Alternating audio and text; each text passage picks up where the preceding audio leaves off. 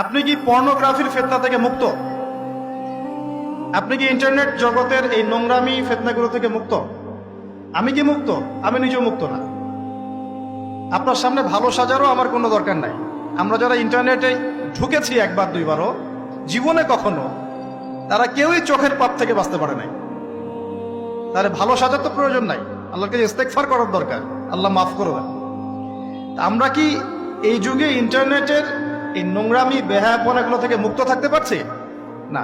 আমরা কি এই যুগের সুদ ভিত্তিক অর্থনীতি থেকে মুক্ত থাকতে পারছি?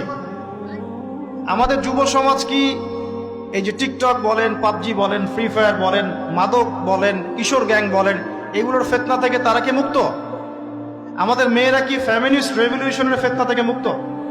আমাদের মেয়েরা কি বেপরদামির ফিতনা থেকে মুক্ত? যুবক যুবতীরা কি হারাম অ্যাফেয়ার্সের ফিতনা থেকে মুক্ত? পরিবারগুলো কি পারিবারিক কলহ থেকে মুক্ত?